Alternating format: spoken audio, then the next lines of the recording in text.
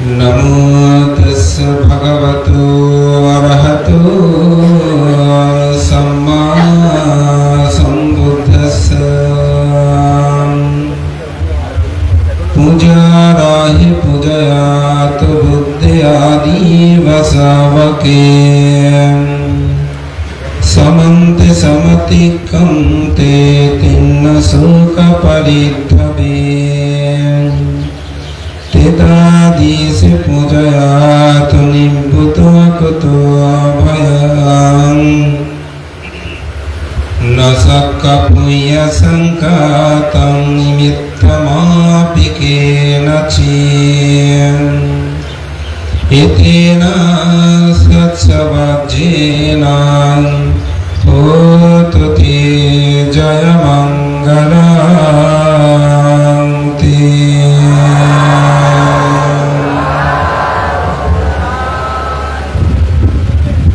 রুদ্রপুর গ্রামের এই বিশিষ্ট সাধকপ্রাণ উপাসক বাবু সুশীল বিকাশ বড়ুয়ার পরিবার কর্তৃক বাংলাদেশে বৌদ্ধদের সর্বোচ্চ ধর্মীয় গুরু বাংলাদেশ সংঘরাজ ভিক্ষু মহাসভা ত্রয়োদশ সংঘরাজ আন্তর্জাতিক খ্যাতি সম্পূর্ণ বৌদ্ধ মনীষা, বহু প্রতিষ্ঠানের প্রতিষ্ঠাতা, গণপ্রজাতন্ত্রী বাংলাদেশ সরকার কর্তৃক 21 পদক প্রাপ্ত, মায়ের মা সরকার কর্তৃক 17 মর্যাদিকা ধ্বজ এবং অজ্ঞ মহাপণ্ডিত উপাধিতে ভূষিত, পরম শ্রদ্ধেয় থাইল্যান্ড কর্তৃক ডক্টর উপাধিতে ভূষিত পরম শ্রদ্ধেয় মহামান্য প্রয়াত সংঘরাজ ডক্টর জ্ঞানশ্রী মহাতর মহোদয় এবং অত্র পরিবারের অত্র জ্ঞাতি স্বজন সকলের মঙ্গলহিত কামনায় পারলৌকিক ঊর্ধ্বগতি কামনায় আয়োজিত আজকের অষ্টম সংবাদদান অনুষ্ঠানের পরমারাধ্য মাননীয় সংঘ প্রধান সভাপতি, রাঙ্গুনিয়া বৌদ্ধ সমিতির সুযোগ্য সভাপতি, ইসাকালী অশোকারাম বিহারের সুযোগ্য বিহারাধ্যক্ষ, পরম শ্রদ্ধেয় স্বতন্ত্র কাণ্ডারী কর্মবীর, প্রধানমন্ত্রী পুরস্কার প্রাপ্ত পরম শ্রদ্ধেয় সুমঙ্গল মহাতের মহোদয়, আজকের অনুষ্ঠানের প্রধান জ্ঞাতি বিনয়শীল পরম শ্রদ্ধেয় বিনয়পাল মহাতের, পরম শ্রদ্ধেয় প্রজ্ঞালোক মহাতের, বাংলাদেশ সংঘরাজ ভিক্ষু মহাসভার শিক্ষা বিষয়ক সচিব সহসচিব পরম শ্রদ্ধেয় দীপানন্দ মহাতের প্রমুখ মাননীয় মহান সংঘ। সময়ের কারণে আমি নাম উল্লেখ না করে মহান সংঘের প্রতি বিনম্র চিত্তে শ্রদ্ধা অর্ঘ্যবন্দনা নিবেদন করছি। আপনাদের সকলের প্রতি মৈত্রী চিত্তে পুণ্যদান আশীর্বাদ। যাকে স্মরণ করে আজকের আয়োজন সে মহান পুণ্যপুরুষের ভূত চরিত্রে বিনম্র শ্রদ্ধা অর্ঘ্যবন্দনা পুণ্যদান এবং এই পরিবারের এই বাড়ির জ্ঞাতিগণের পারলৌকিক সদ্গতি ঊর্ধ্বগতি কামনায় পুণ্যদান করছি।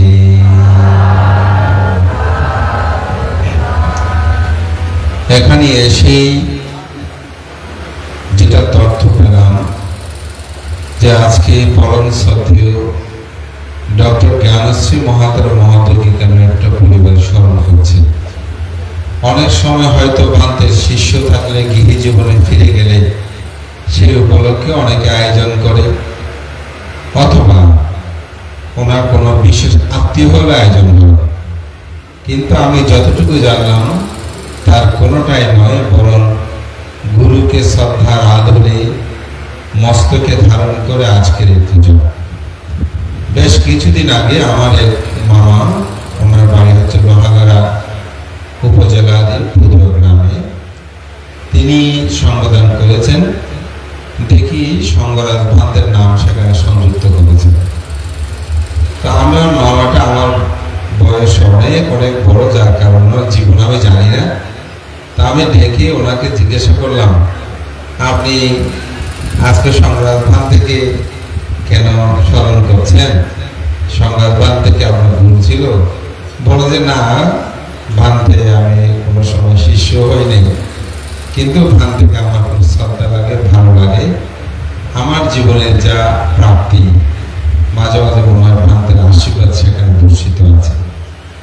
এই বিষয়টা আমি এখানে আজকে বলার একটা কারণ, যে একজন গুরুকে পূজা করার জন্য যে তারা যেভাবে এই শ্রদ্ধার ধরে আবদ্ধ করে এই পূর্ণ আয়োজন করেছেন, এটা যথার্থ।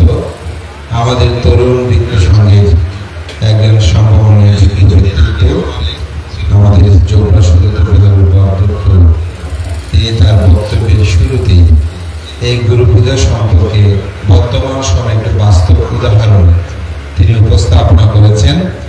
যে মহামান্য বর্তমান সংঘরাজ শ্রদ্ধেয় দশম সংঘরাজ জ্যোতিপাল মহোদয় চেয়ার হলে তিনি বসতেন না, এই প্রেক্ষাপটটা এখানে তুলে ধরেছেন। সেই কথার আলোকে আমার একটি কথা মনে পড়ে গেল, যে পরম শ্রদ্ধেয় জ্যোতিপাল মহোদয় তিনি তার শিক্ষাগুরু পরম আচার্য, ভারতের প্রথম সংঘরাজ, যাকে পণ্ডিত বললেই আসলে পণ্ডিত শব্দটা সমীচীন হয়, যিনি এই সমাজ সদর্মকে এগিয়ে নেওয়ার ক্ষেত্রে অনন্য ভূমিকা প্রতিপালন করেছেন, যিনি বাংলাদেশের সমগ্র সংঘরাজ নিকায়কে একত্রিতভূত করার জন্য 1940 সালে সেই রাঙ্গুনিয়া বেতাগী সার্বজনীন ধর্মানন্দ বিহারে বাংলাদেশ সংঘরাজ ভিক্ষু মহাসভা পুনঃপ্রতিষ্ঠা তিনি করেছিলেন। সে মহাপণ্ডিত ধর্মদান মহোদয় মহোদয়কে দেখতে গিয়েছিলেন কলকাতায়। কারণ পরম শ্রদ্ধেয় পণ্ডিত ধর্মদান মহোদয়ের 5 জন অনন্য শিষ্য, তিনি যখন মহামণি মহানন্দ সংঘরাজ বিহারের অধ্যক্ষ ছিলেন, সেই পালিটুলে শিক্ষা অর্জনের জন্য গিয়েছিলেন। তাদের একজন হচ্ছে সেই পরম শ্রদ্ধেয় দশম সংঘরাজ জ্যোতিপাল মহোদয়, তাকে মহাগুরু হিসাবে জানতেন। তিনি ভান থেকে দেখতে গিয়ে ফিরে আসার সময় ভান্তের ব্যবহার্য এক জোড়া জোতা চেয়েছিলেন। ভান্তে, আপনি ব্যবহার করেন না এখন, আগে ব্যবহার করতেন, সেরকম কি কোনো এক জোড়া জোতা আছে? তো ভান্তে বলতে আছে, তো এখানে অনেক পড়া আছে, কি জন্য? বলছে ভান্তে, আমি একটু এগুলো নিয়ে যেতে চাই, আপনি যদি অনুমতি দেন। তো ভান্তে বলছে যে কি জন্য বলো? বলো যে ভান্তে, আমার প্রয়োজন আছে। তো ভান্তে সেই জুতা দুটি নিয়ে এসেছেন। পরম শ্রদ্ধেয় সেই দশম সংঘরাজ, যিনি স্বাধীনতা পদক এবং 21 পদক, 2টি পদকে ভূষিত হয়েছেন, সেই জ্যোতিপাল মহোদয়, যিনি অনুবাদক, একদম সব্যসাচী অনন্য আমাদের মহামান্য সংঘরাজ। তিনি প্রতিদিন বুদ্ধ বন্দনাদি কর্ম সম্পাদন করার পর সেই জোতাগুলোকে এক জায়গায় রেখেছেন, সেখানে গিয়ে তিনি বন্দনা করতেন। গুরুকে সেভাবে শ্রদ্ধার আলিঙ্গনে মাথা নিয়ে প্রতিদিন তিনি এই যত যুগলে তিনি বন্দনা নিবেদন করতেন। পরম শ্রদ্ধেয় জ্যোতিপাল মহোদয় আজীবন তিনি এভাবে গুরুকে সম্মান, শ্রদ্ধা, গৌরব প্রদর্শন করেছেন। তাহলে তিনি কেন পূজা পাবে না? তিনি সেরকম গুরু পূজা করেছেন। আজকের যিনি সংঘরাজ, তিনি সেই গুরুর আসনে বলছেন, যে সংঘরাজের আসন হয়, আমি এখানে বসবো না। আপনি জীবনে মনে রাখবেন, পূজা কো লাভতে পূজা, বন্ধা কো পটি বন্ধনা, ইয়ো সকীর্তি সাপাপতি, ইয়ো মিথ্যানাং না দুঃপতি। আপনি যদি পূজনীয় ব্যক্তিকে পূজা করেন, গৌরব করেন, সম্মান করেন, প্রত্যুত্থান করেন, আপনি প্রতি পূজা, প্রতি সম্মান, প্রতি গৌরব আপনি লাভ করবেন। অপরকে যদি সম্মান করেন, সেটা কখনো বৃথা যাবে না। আজকে তার একটি অনন্য উদাহরণ আমি মনে করি এখানে উপস্থাপিত হয়েছে, যে আমাদের প্রিয় ভাজন সেই সুগত বিহার অধ্যক্ষ নিরুধানন্দ, যে উপাধ্যক্ষ যে নিরুধানন্দ যে কথাটা বলেছেন, আমি শোনার সাথে সাথে জ্যোতিপাল ভান্তের সেই কথাটা আমার মনে পড়ে গেল, যে তিনি কেন এই সম্মানটা লাভ করছেন। তা আমি স্তম্ভিক একটা বই আছে, কুশল প্রশ্নোত্তর, সেখানে একটা প্রশ্ন করা হয়েছে যে তথাগত বুদ্ধ তো জগতে বেঁচে নাই, তো ওনার দ্বারা আমাদের আর কি মঙ্গল হবে, প্রশ্ন করেছে। তো সেটার সাথে আমি আর একটু সংযুক্ত করে বলি, যাতে এই ভাবটাই আসে যিনি বেঁচে নেয় তাকে পূজা করলে আমাদের লাভও কি হবে। তার কুশল প্রশ্নোত্তর গ্রন্থে তিনি একটা চমৎকার উত্তর দিয়েছেন। তিনি বলছেন রসায়ন বিজ্ঞানের অন্যতম মাইকেল ফ্যারাডে তিনি বিদ্যুৎ যে আজকে আমরা ব্যবহার করি তার শক্তি তিনি আবিষ্কার করেছিলেন। তো তিনি তো মরে গেছেন, তার দ্বারা কি আমাদের কোনো উপকার হচ্ছে? লিওনার্দো দা ভিঞ্চি তিনি তার যে শিল্পকর্ম বানাচ্ছে সেটা তিনি চিত্রায়িত করেছেন। পৃথিবীর এখনো কোটি কোটি মানুষ দেখে তাহা মনোমুগ্ধ হয়। তিনি তো বেঁচে নাই, কিন্তু তার শিল্পকর্ম এখনো মানুষকে আনন্দ দেয়। ফ্যারাডে তিনি এখনো বেঁচে নাই, কিন্তু তার সৃষ্টিতে আজকে আমরা এখানে এমন গরমে তাপে বিদ্যুতে রাতের অন্ধকারে আমরা আলো পাচ্ছি। সুতরাং তিনি মরে গেলেও তার দ্বারা আমাদের উপকার হচ্ছে না। ঠিক অনুরূপভাবে জগতে বুদ্ধ বেঁচে না থাকলেও বুদ্ধের যে জীবনাদর্শন, বুদ্ধের যে আদর্শ চিন্তা, এটির দ্বারা আমাদের প্রতিনিয়ত উপকার সাধিত হয়। একজন অসংযত মানুষ বুদ্ধের আদর্শ পথে এসে তিনি সংযত হন। একটি খুব কাছে থেকে আমি একটু উদাহরণ দিই, সেটা হচ্ছে আমাদের হাটাজারির পরে চন্দ্রাকে মিরারকেল চন্দ্রাকে আমি একবার সেখানে এসেছিলাম। তা আমি দেশনা শেষ করে চলে যাচ্ছি, তো গাড়ি পার হওয়ার সময় গাড়িটা রাস্তার ওপারেই ছিল। তো আমি যখন রাস্তা দিয়ে পার, একটা ছেলে এগিয়ে আসলো, এগিয়ে এসে আমাকে আগে বাড়িয়ে দিল। তো গিয়ে বলছে, ভান্তে আমি আপনার খুব ভক্ত, আপনার দেশনা শুনি। ভান্তে আপনার দেশনা শুনে আমার জীবনে অনেক পরিবর্তন হয়েছে। তো সে বলে যাচ্ছে, আমি শুনছিলাম। যেহেতু সামনাসামনি প্রশংসা করলে অনেকটা লজ্জাবোধ হয়, তো যার কারণে সে আমাকে বলছে, ভান্তে আগে আমি অনেক প্রাণী হত্যা করতাম, আমি পঞ্চশীল রক্ষা করতাম না, মাঝে মধ্যে মদ্যপাই, এই ধরনের আমার জীবন। কিন্তু ভান্তে আমি যখন আপনার দেশনা শুনেছি, বুদ্ধের কথাগুলো শুনেছি, আমি ভান্তে এখন পুরোপুরি পঞ্চশীল রক্ষা করে চলি। আমি আশীর্বাদ করলাম তাকে। অনেকটা আমার লজ্জাবোধের সে 12টা থেকে বলা যায়, তাকে বললাম আপনি পালন করে আমি খুব খুশি হয়েছি, আমারও মনে হচ্ছে আমার ধর্ম দেশনা সার্থক। তা আমি গাড়িতে বসে বসে ভাবছিলাম, অনেকেই আমাদের ভিক্ষু সঙ্গদের মধ্যে অনেক ভিক্ষুরা মন খারাপ করলো, এত আজীবন তো বললাম পূর্বরাকে শুনে, আসলে হয়তো দুঃখ করে বলে, ভালোবাসা থেকে বলে কথাগুলো, কিন্তু আসলে কেউ না কেউ যে শুনে তাদের জীবনের পরিবর্তন হয়, এটা আমার কাছে খুব ভালো লেগেছে। এবং খুব প্রীতিবোধ, আমরা কষ্ট করলেও অধ্যয়ন করলেও দিক বিদিক দূরে আমরা ভিক্ষু সংঘরা আমরা সবাই ধর্ম প্রচার করলে কেউ না কেউ হয়তো তার হৃদয়ে ধারণ করে, এটা পরিবর্তন হয়। তো পরিবর্তনটা আমার কথায় হয়নি, কারণ আমি যে কথাগুলো বলেছি, ধর্ম দেশনাগুলো বলেছি, এগুলো বুদ্ধের আদর্শ চিন্তা চেতনা থেকে। অর্থাৎ বুদ্ধের ত্রিপিটক শাস্ত্রকে আমি অধ্যয়ন করে আমার হৃদয় জগতে যা মন্থন করেছি, সেটাকে উপলব্ধি করে আপনাদেরকে উপকরণ দিয়ে বোঝানোর জন্য যে আমার এই প্রচেষ্টা, হয়তো সেটা আমার, কিন্তু সমগ্র কথাগুলো বুদ্ধের আদর্শ শিক্ষার কথা। সেটি সে ধারণ করে তার জীবনের অন্ধকার পথ থেকে সে আলোর পথে এসেছে। তাহলে বুদ্ধ পরিভাবিত হয়েছেন 2500 বছর আগে, কিন্তু তার আদর্শ শিক্ষা এখনো গ্রহণ করে মানুষের জীবনকে সুন্দর করে পরিচালনা করার সুযোগ তিনি লাভ করছেন।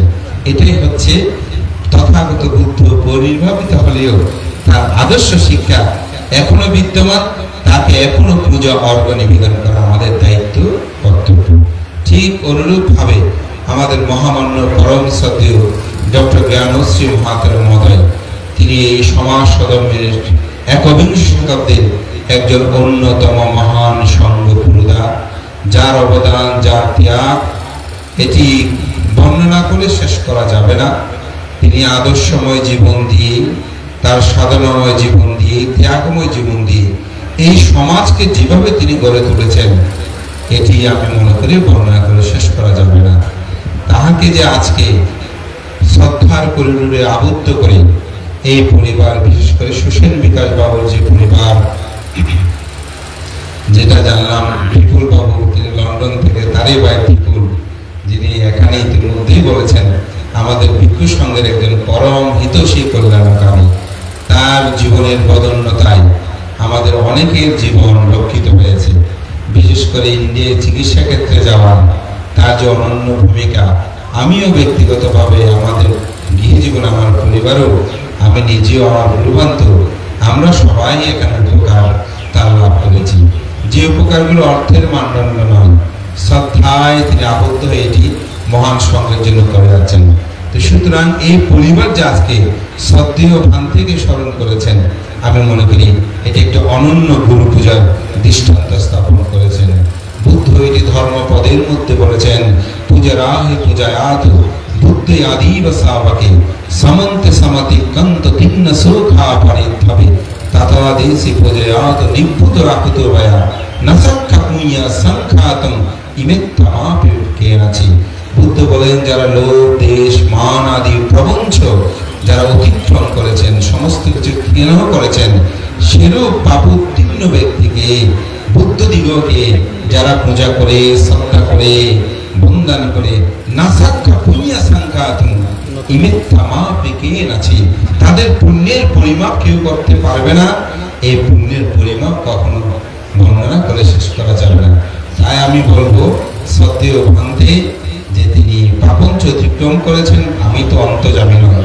তবে একদিন আমাকে একজন ভান্তে বলেছেন, লোকজিৎ, আমার কেন জানি মনে হয় যে তোমাদের সংঘরাজ ভান্তে কোনো না কোনো বোধহয় ভাগ্য জ্ঞান লাভ করেছে মনে হয়। যিনি বলছেন তিনি আমাদের বাংলাদেশ বৌদ্ধ ভিক্ষু মহাসভার বর্তমান মহাসচিব অধ্যাপক সুমেধানন্দ মহাস্তবী।